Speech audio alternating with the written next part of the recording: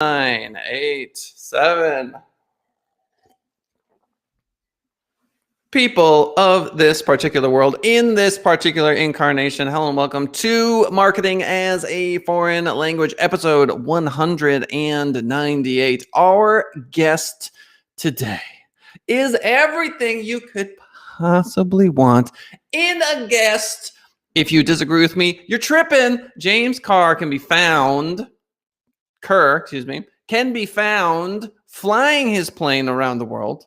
Do you know what the language James uses to communicate with people all around the world? I'll give you one guess. Really close. It's chess. So imagine going with your brother or whomever to all these disparate countries. You want to be good enough at chess, but not too good. Because if you're a grandmaster, you're slaughtering people left and right. That's no fun because you're just the dude who's showing up hurting people, making them cry. You don't want to be that good. But you also don't want to be a total amateur because now they're bugged and because they're like, I don't really want to play with you. And the kind of people who want to play are the people that have some experience. In chess, there's something called an ELO. An ELO is your rating. James is rated somewhere around 1,500, okay? On Blitz, I'm 1,400 on a good day. In Bullet, I'm like 1,600. So Bullet's 1 minute chess, you go super fast. Did you know that James also has potentially, I don't know, there might be actual stories we can get out of James here in a minute, saved people's lives? How did he do it? He basically founded a company that has a wire mesh that is so unbelievably strong that any random burglar is going to need a bazooka, and they don't have a bazooka. Ergo, James could literally have been saving lives. We're going to get that story from James. Ladies and gentlemen, our guest on the show today, the one, the only, James Kerr. Let's go. That's the best intro ever. So here is the deal. No coincidence. This is no happenstance that you and I are meeting here on the show. But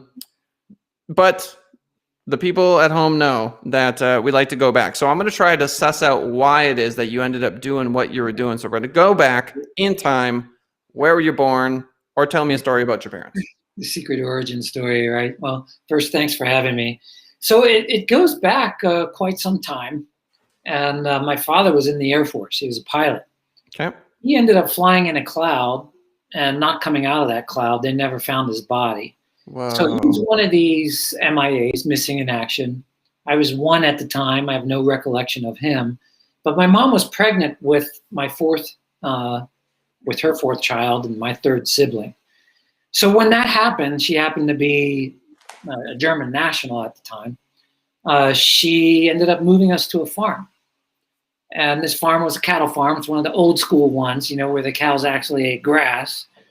But I led this kind of Tom Sawyer-esque childhood under the umbrella of, well, what's up with my dad? Is he ever going to come home?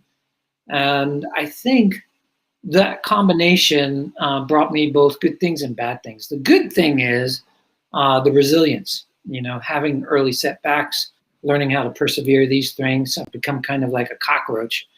And being a cockroach is like the number one rule in business, right?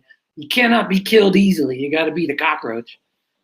It's also fostered a sense of independence that is also important in business. Now, growing up without a father, and having this kind of tougher childhood, there are good things and then there are bad things, and we'll save the bad things for another conversation. But that's the start of the secret origin story. And, we chatted just briefly about the martial arts. My brother became kind of like a father figure for me. He was 4 years older, and he was a star soccer player. And as he was just doing well in high school playing soccer, I wanted to be like him, a great soccer player. And I thought, if I could control my feet, I could probably control the ball. So I signed up for martial arts. I convinced my school to let me study the martial arts as sports requirement during the off season from soccer. Fell in love with martial arts and ended up doing that then throughout the school year. That's the start of the secret origin story. All right. So, are you familiar with Malcolm Gladwell's term "eminent orphan"? No. All right. Well, my father passed away when I was 2. Oh. And your father, who passed away when you were 1. Do you have kids? I do. How many kids do you have? 2. 2 kiddos. I have 2 kiddos. Brothers from another mother. So 2 kiddos, they never get to meet their grandpa, right? That grandpa. They never get to have all of these. It's a loss for them too. Yeah. And for a lot of people who don't lose a parent early in life, you don't realize every milestone, every single thing, like even when into your adult life, it's just this huge vacuum. Now vacuums have utility, right? I mean, we want to use vacuums for a lot of things, so it's not all bad. It's the black hole at the center of the Milky Way galaxy that keeps all the other stars in alignment, but it's a black hole for real. So Malcolm Gladwell uses this term, and he found all these different people who are very successful, and he found that they had one or both parents lost at an early age. So you might want to lodge that away, James, in your head. Eminent orphan. That might be something you want to check out. This idea of a cockroach, do you mean it in a loving way? Like, what do you mean exactly? When you say cockroach, what do you... it's hard to kill a cockroach. You step on it 4 or 5 times and it's still, wanting to eat you. So we as business owners need to kind of be like that. Every day is kind of like 1 step forward, 2 steps back. And it's easy to give up. And that's basically rule number 1 is there's no giving up. Yeah. I mean, if you want to look at it, here's the way, how I'm going to give you cockroach. You've got tiger style Kung Fu. You got your eagle, right? You got Kung Fu Panda, Pixar style Kung Fu. Mantis, which I studied. We can throw cockroach in there. Why not? Right? It's you just can't kill me. Like, it's sorry. So the Kung Fu style will probably inherit the earth, right? You know what? We're going to be just fine, people. Take a chill pill. I know everyone's freaking out, but every generation has freaked out. All right. Freaking out is what people do best. We are so good at it. And there's a good reason.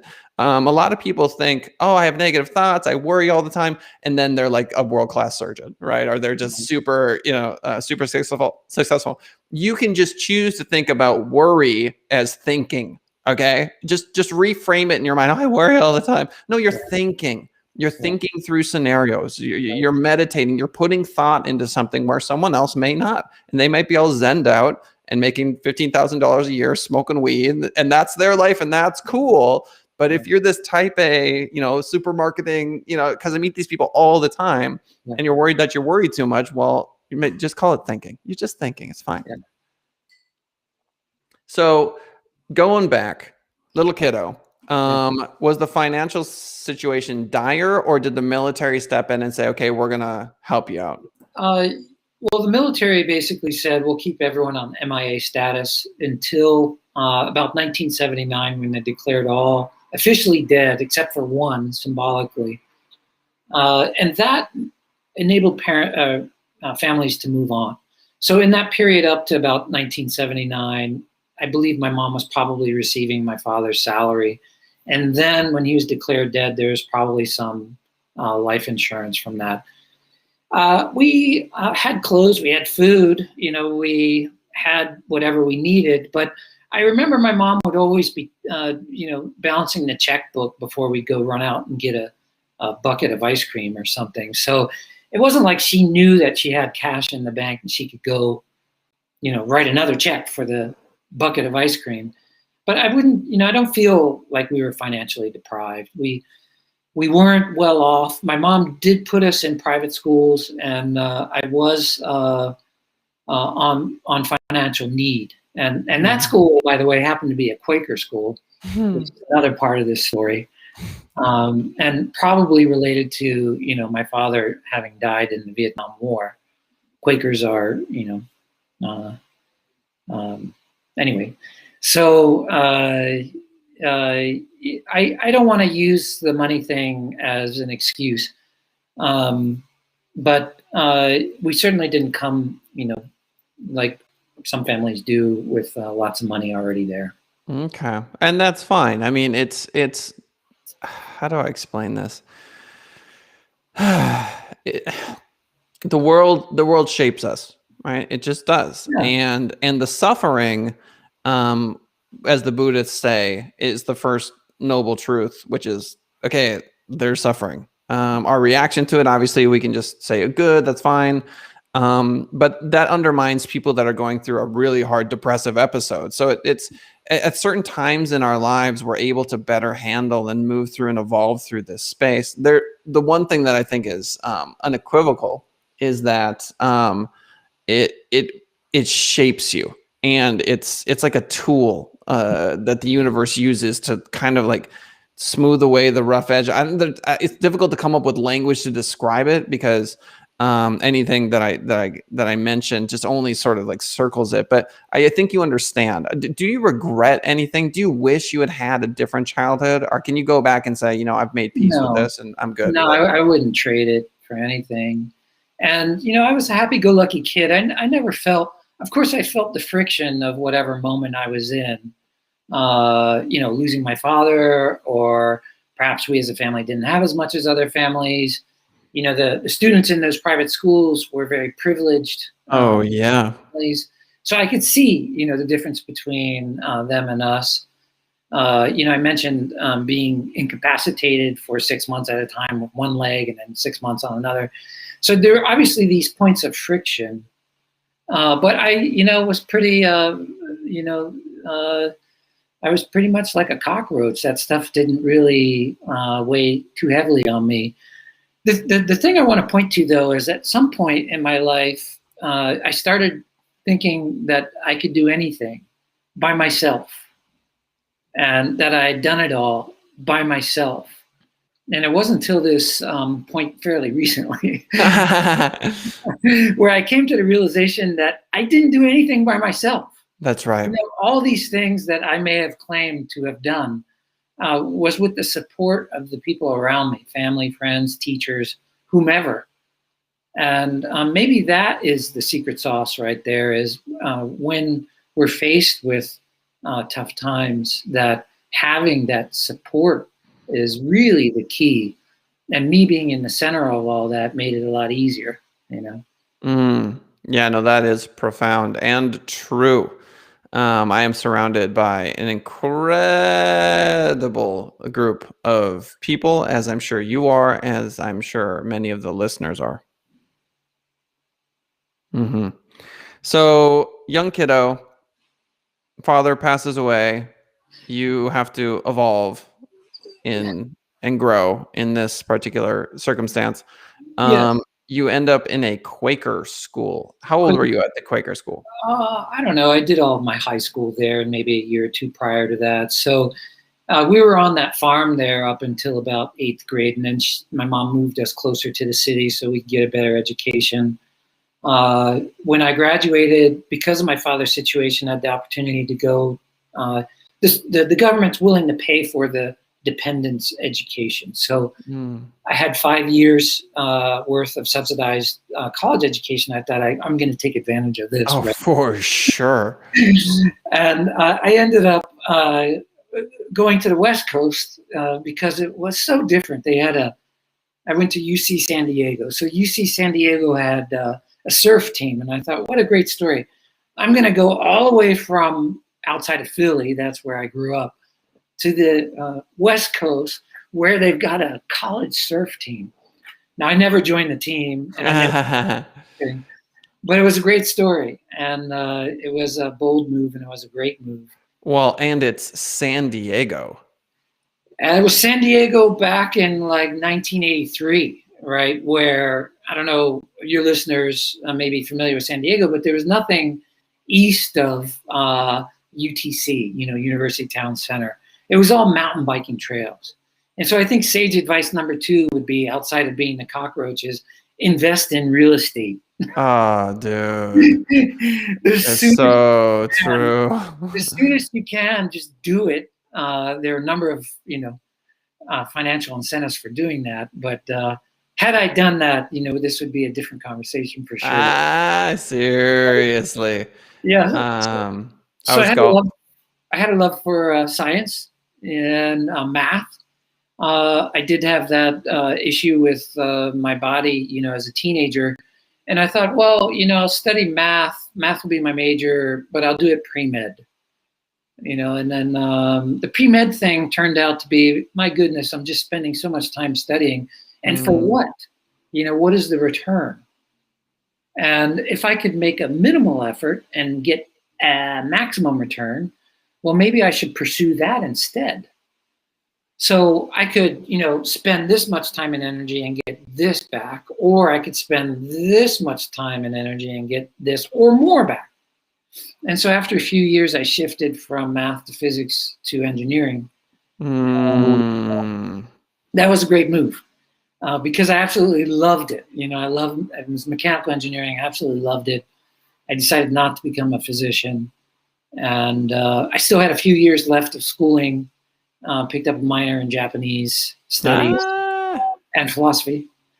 And all of this kind of made for good party talk, so you're an undergraduate in school, I'm studying engineering, and engineering at the time was a booming thing. You could actually get a job, and still today.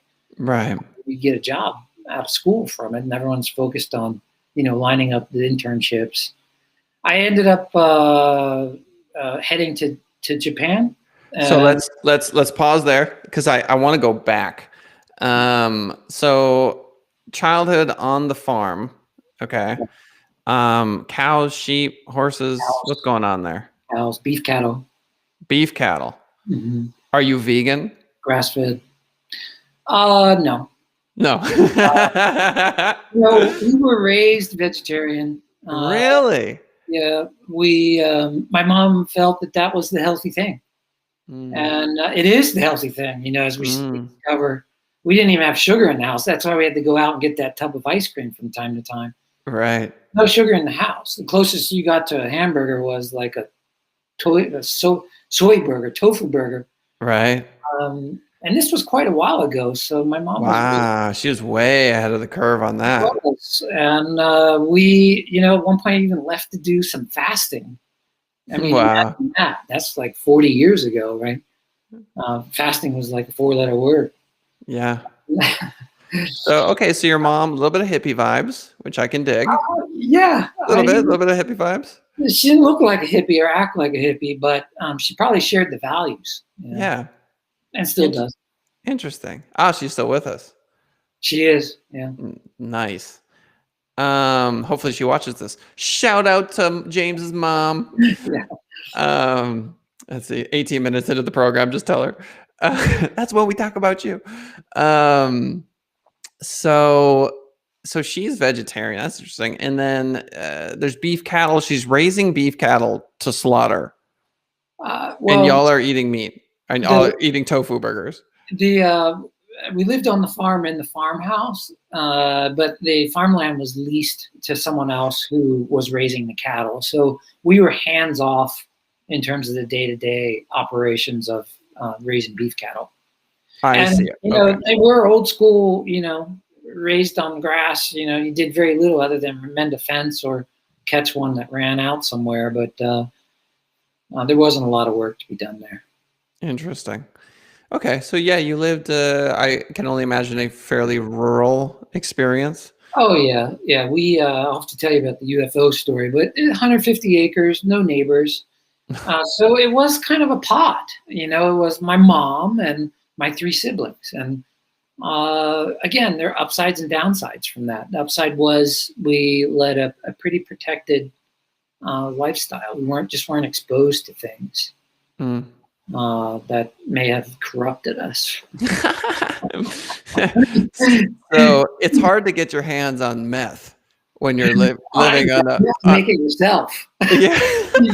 My little sister and I, she's a year younger, we would hump it to, the nearest convenience store, which was a 7-Eleven. That was a good 3-4 miles away, but we would load up on the sugar there. So we have very fond memories of being 6 years old and walking all the way there, not letting anyone know, and just buying all that, that hard candy you used to get was like called rock. What was it? Rock candy, or it's clear and white, and you could see through it. Kind of like Jolly Ranchers a little bit, but clear. Crystalline sugar, So Yeah. we would do that maybe once a month, and we could get away. Interesting. That was your little drug fix. Yeah, drug fix. So a lot of tree climbing, fort making. We kind of imagine ourselves like Daniel Boone. Okay, so that's that. Now let's teleport forward to the fact that you now fly planes and own a company that protects people. There's nothing in your childhood that I'm aware of that would lead me to believe that, like, if you had told me I was 12, I was in inner city Detroit, and some guy busted into my house one day. Yeah. You see what I'm saying? That would be an easy line to draw between these protective screens. And by the way, let's quick make sure that people understand. So imagine your home is protected by the greatest chainmail ever invented. There's no way to get through it. Hammers don't do nonsense. Chainsaw does nothing. Knife does nothing. Like you can't get through this screen. It's too powerful. Yeah. And that's James's company, is basically protecting people. And there's a latch that people can easily flick from the inside to get out if there's a fire. So James, what's the deal then? Like, was there anything in your younger days that led you to want to do this? Yeah, if we look back and connect the dots. So no, I didn't have any negative experiences. We weren't broken into, robbed, beaten up, or whatever. I did get involved in the martial arts as a teenager, and that exposed me to just the idea of standing up to bullies. And then after Sony, so I worked for Sony in Tokyo. I left Sony after 7 years and started an IT firm. And so there we were fighting the bad guys online, through a browser. So I think and shortly afterwards I started a chain of martial arts schools. So we were fighting bad guys online through the IT thing, and then we were fighting bad guys in the brick and mortar world through the self-defense thing. So there's kind of, we can connect the dots there, safety, security, self-preservation, the confidence, the skills, the energy, and the confidence to stand up rather than cower to threats. Was already kind of in the current of water there. So when my wife told me that she felt a bit unsafe when I was away traveling, and I was doing a lot of travel for other things, that I decided to take a look into it. And I offered to get her a big dog, and she didn't want the big dog to get injured, protecting the family. I offered to get her a big gun, and she didn't want to have to kill anyone. And so this was the next best thing, and it's actually much better than all that. So this need for security is timeless. We domesticated dogs when we slept outside to protect us from animals and invaders or whatever when we were sleeping. And we built moats, and we constructed walls to keep bad things out. And so this is kind of along those same lines. These threats haven't gone away. I think now life, of course, is much safer than it was when we did have to live in the grass somewhere. But it's just something sensible. I could deal with a threat if it were in my home, assuming I was awake and within reach of my firearm, or my little baseball bat or can of pepper spray. But there's something infinitely better to just keeping that thing out. Now, whether it's a creepo or, a voyeur or a criminal or, Sasquatch or whatever, you just keep it out of your home.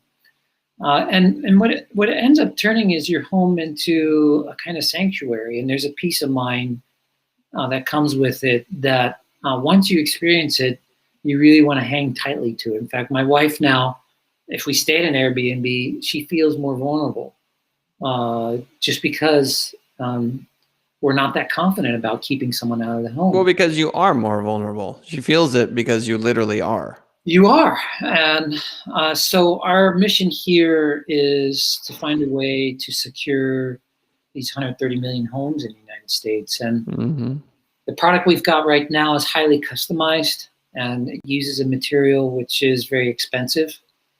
This is what we call, our first generation. But we're working on new production methods and new materials that can develop an even better screen, and maybe at a price point that's more affordable to more people.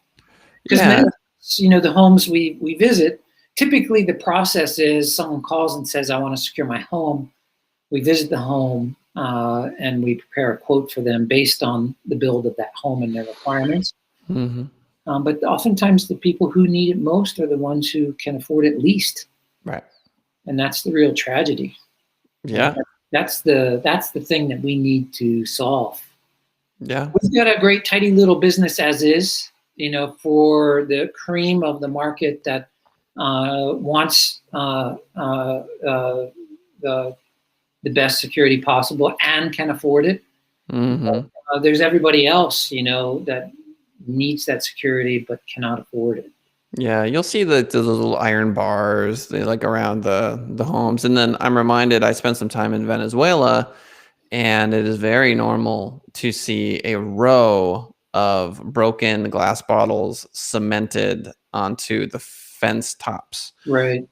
To stop people from climbing over the fences.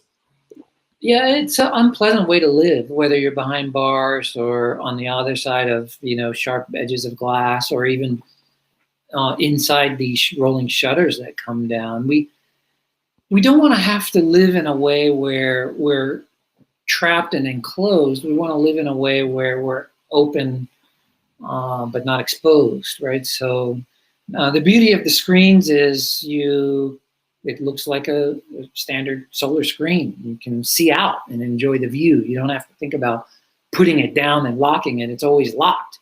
There are no bars between you and the rest of the world. It's my hope is, people ask me, well, okay, we had bars and then we had shutters and then we have security screens. What's that next thing? I don't know. Maybe it's like lasers or something. A drone assassin. It flies around. It alerts the police when someone it's thought police, James. It's people. Well, here's the other thing too. There's actually a benefit to the burglars, because you'll have some guy who's totally methed out of his mind, and he's trying to get into a house. And if he can't get in, he can't commit a crime. Yeah. So it's also helping, seriously, if you remove the ability for criminals to do the crime itself, they can't get caught for the crime, and maybe they rethink their life and whatever. Yeah, maybe that's the way. We can send out some electromagnetic pulse or whatever. It just changes their thought frequency. We're on, James. I mean, just come on, man. They convert from the dark side to the. That's right, from the negative to the positive. So I can't believe you did a school of martial arts, or a whole franchise, or multiple schools, and we're not going to have a chance to talk about it. That is unbelievable to me. That is my bread and butter. Yeah, we focus just on kids. So it was age 3 to 18. Dude, we need to get you back, because I love martial arts. Yeah. Yeah. And, what were they? Karate, taekwondo? My background is taekwondo and hapkido. We focused more on, again, giving these skills, the skills and the energy to be confident. And what an impact, to have on someone's life at such a young age. Dude. Yeah. Yeah, martial arts were everything to me when I was a kid. It really should be something. There are a few things that need to happen on a grade school level. Financial literacy. International travel, right? And this kind of confidence booster, right? If we could equip people at a younger age, I think they'll thrive more in life. I have to teach. I agree with you 100%. I have to teach almost every young person I know, and some older folks, about reverse amortization. Yeah. They go, what? I'm like, look, if you buy a house and rent, and you're renting it, you're renting it for 3 years, and then you have all the liability of it going down, and you've got some upside. Sure, it can go up, great, but you are not paying that house. You're paying the interest because it's front loaded. It's called reverse amortization, and they hope, they're praying that you move in 3 to 5 years. Please just give us that maximum amount of interest and then go. So yes, financial literacy is very, very important. Ladies and gentlemen, Marketing as a Foreign Language, episode 198. It's been everything you could possibly want in an episode and more. Shout out to our guest today, James, who we hope will be on the show again because we've got so much more to cover. James, I'm going to give you the final word. Oh, well, thank you. And you can do it. You can do it. Thank you for having me.